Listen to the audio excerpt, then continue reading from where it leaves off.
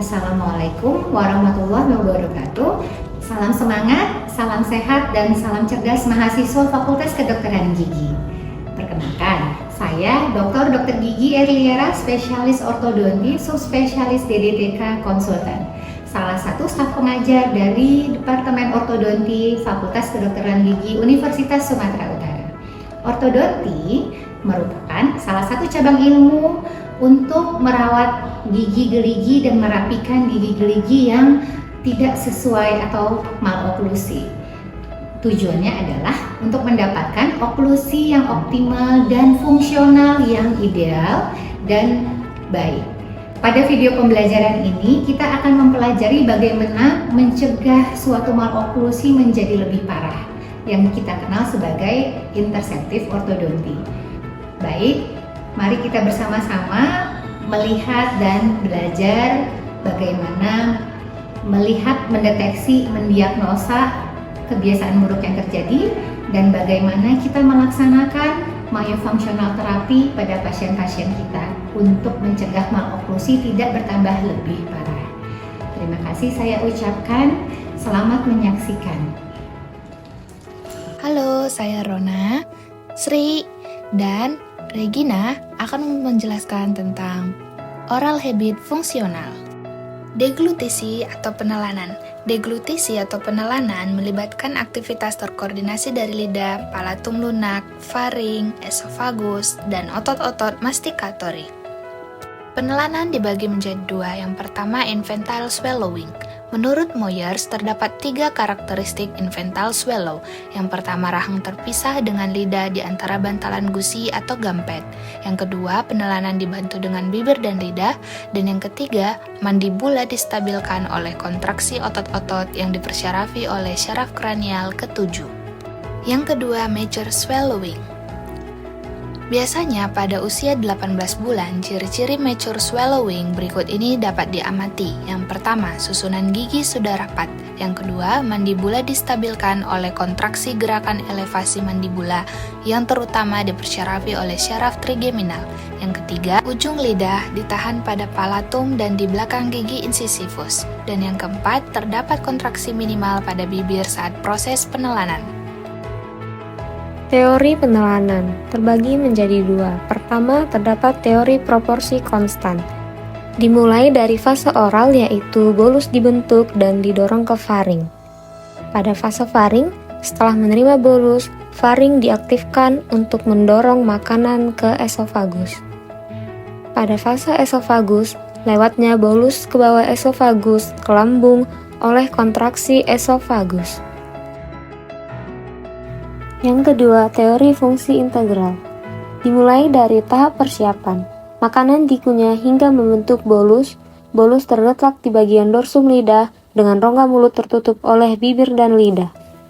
Dilanjutkan dengan fase oral. Pada fase ini, palatum lunak bergerak ke atas dan lidah turun ke bawah dan ke belakang. Pada saat yang sama, laring dan hyoid bergerak ke atas. Gerakan gabungan ini membuat jalur yang mulus untuk bolus saat didorong dari rongga mulut oleh gerakan peristaltik lidah. Dilanjutkan dengan fase faring. Fase ini dimulai saat bolus keluar dari lidah melalui fauces. Saluran faring terangkat dan nasofaring ditutup oleh palatum lunak terhadap dinding posterior faring. Peninggian laring terjadi saat bolus mencapai laringofaring, kemudian diikuti dengan peninggian dasar laringofaring dan pembukaan sfinkter esofagus. Diakhiri pada fase esofagus. Fase ini dimulai segera setelah makanan melewati sfinkter krikofaringeal, sementara gerakan peristaltik membawa makanan melalui esofagus, tulang hyoid, palatum lunak, dan lidah kembali ke posisi semula. Oral bad habit pada pola penelanan. Oral bad habit dalam penelanan berupa tongue thrusting, yang merupakan suatu kondisi di mana lidah diamati terjulur di antara gigi dan tidak menutup secara sentris selama penelanan. Tongue thrust adalah pola kebiasaan oral yang berhubungan dengan pola menelan infantil yang persisten selama masa kanak-kanak dan remaja, dan dengan demikian menghasilkan penonjolan segmen gigi anterior dan open bite. Cara mengatasi tongue thrusting. Menurut American Academy of Pediatric Dentistry Council on Clinical Affairs 2006, menyatakan terdapat beberapa cara mengatasi kebiasaan tongue thrusting, yaitu: yang pertama, myofunctional therapy. Latihan dengan menahan senduk dengan bibir. Anak diinstruksikan menahan gagang senduk menggunakan bibir seperti lomba senduk lemon. Hanya kali ini senduk tidak dipegang oleh gigi melainkan hanya dengan bantuan bibir. Senduk harus sejajar dengan lantai. Saat kekuatan bibir meningkat, berat senduk bisa ditambah. Ulangi 10 kali. Yang kedua, latihan menghitung gigi.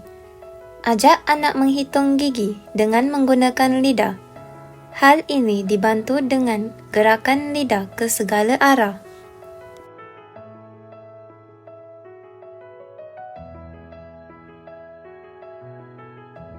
Yang ketiga, latihan 4S. 4S adalah singkatan dari spot, salivate, squeeze, dan swallow. Lidah dibawa ke spot, di belakang gigi seri rahang atas.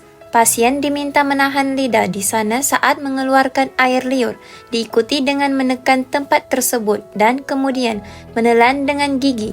Disatukan sambil mempertahankan lidah pada posisinya.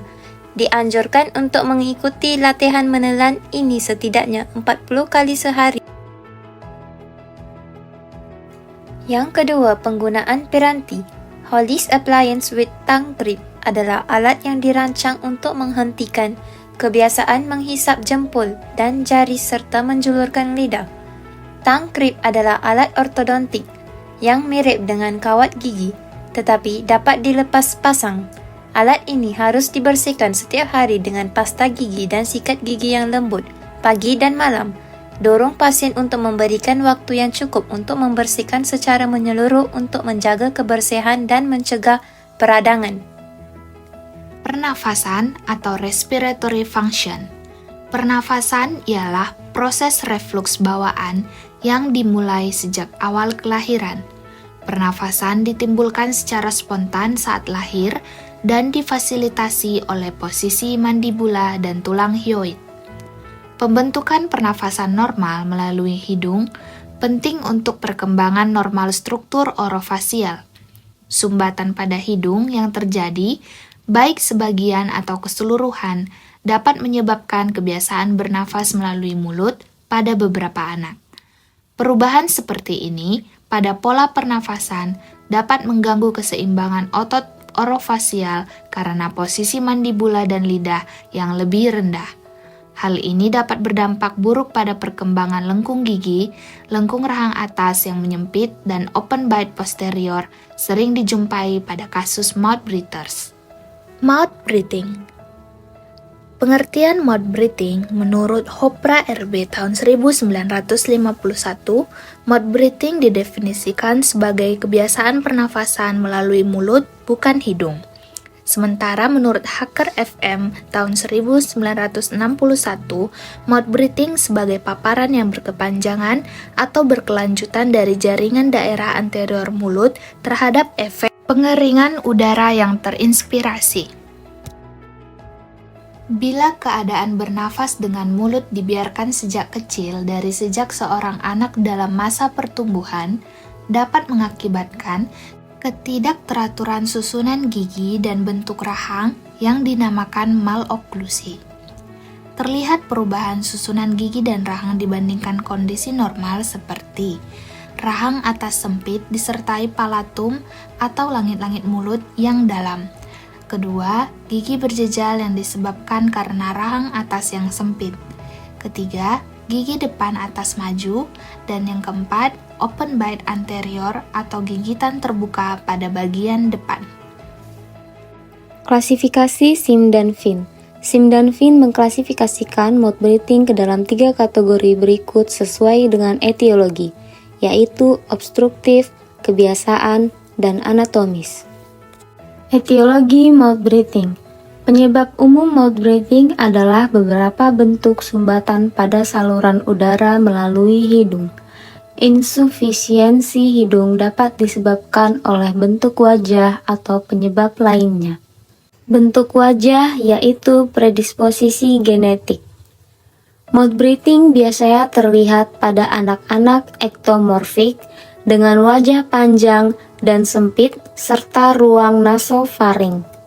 Karena tipe genetik wajah tirus dan nasofaring ini, anak-anak ini lebih rentan mengalami sumbatan hidung daripada yang lain, dengan bentuk wajah yang lebar atau biasanya disebut brachylocefalic.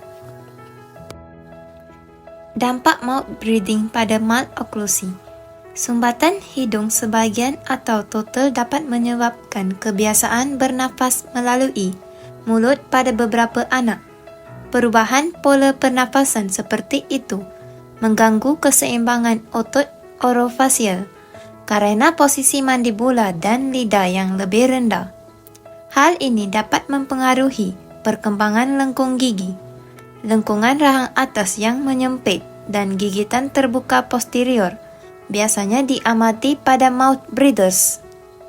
Selain menyebabkan gangguan susunan gigi dan bentuk rahang, kebiasaan bernafas melalui mulut dapat juga mempengaruhi kesihatan gigi dan jaringan mulut, baik pada orang dewasa maupun anak-anak, yaitu yang pertama, meningkatnya jumlah gigi berlubang, yang kedua, semakin banyak plak gigi, yang ketiga, bau mulut atau gingivitis, yang keempat, radang pada gusi. Keadaan-keadaan di atas diakibatkan karena pada seseorang dengan mouth breathing, mulut akan menjadi sangat kering, sehingga air liur atau ludah tidak dapat menjalankan fungsinya sebagai efek self-cleansing dalam mulut dan mematikan bakteri. Pemeriksaan klinis yang dilakukan untuk mendiagnosis mouth breathing. Yang pertama, mirror test. Pada pemeriksaan ini digunakan kaca mulut dua sisi yang dipegang di antara hidung dan mulut. Tes positif jika terdapat fogging pada kaca mulut yang menghadap rongga mulut, yang menunjukkan bahwa pasien bernafas melalui mulut atau mouth breathing. Tes negatif jika fogging terlihat pada kaca mulut yang menghadap hidung, yang menunjukkan bahwa pasien bernafas melalui hidung. Yang kedua, Cotton test. Pada pemeriksaan ini, untayan kapas dibentuk menjadi bentuk kupu-kupu, lalu ditempatkan di atas bibir atas di bawah nostrils. Lalu pasien diamati saat bernafas. Tes positif, jika kapas mengepak ke bawah maka ini menunjukkan pasien bernafas melalui mulut. Tes negatif, jika kapas tidak mengepak, menunjukkan pasien bernafas melalui hidung. Yang ketiga, water test. Pada pemeriksaan ini, pasien diinstruksikan untuk minum air dan menahannya untuk jangka waktu tertentu. Tes positif, jika pasien tidak mampu menahan air di dalam mulut, maka ini menunjukkan pasien bernafas melalui mulut. Tes negatif, jika pasien dapat menahan air untuk beberapa saat, maka ini menunjukkan pasien bernafas melalui hidung.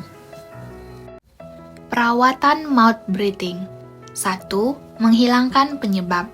Setiap sumbatan pada hidung atau faring harus dihilangkan dengan merujuk pasien ke ahli bedah THT. Kedua, menghentikan kebiasaan. Jika kebiasaan berlanjut bahkan setelah obstruksi dihilangkan, maka kebiasaan itu harus diperbaiki. Terdapat beberapa latihan mengoreksi mouth breathing yang dapat dilakukan kepada pasien mouth breathers. Yang pertama, melatih segel bibir.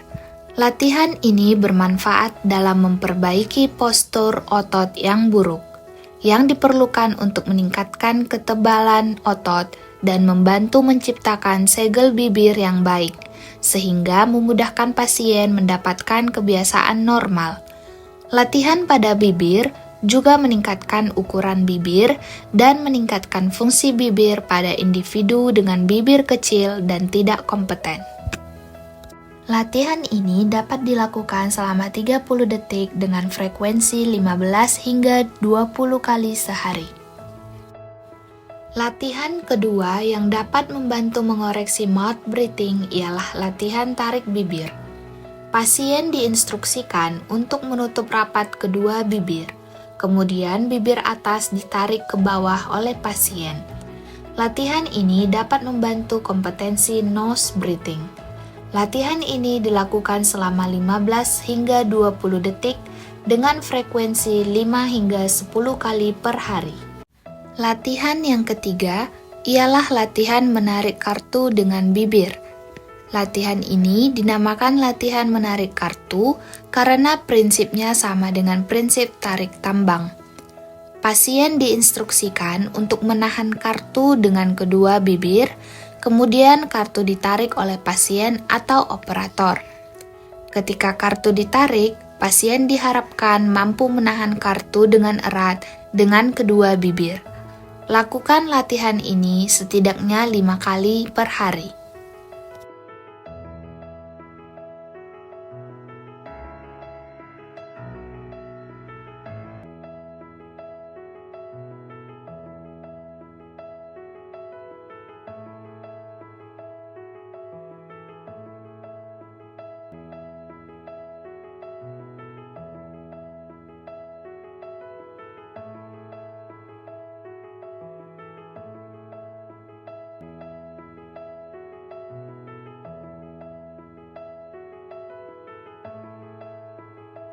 Sekian video pembelajaran mengenai oral bad habit fungsional.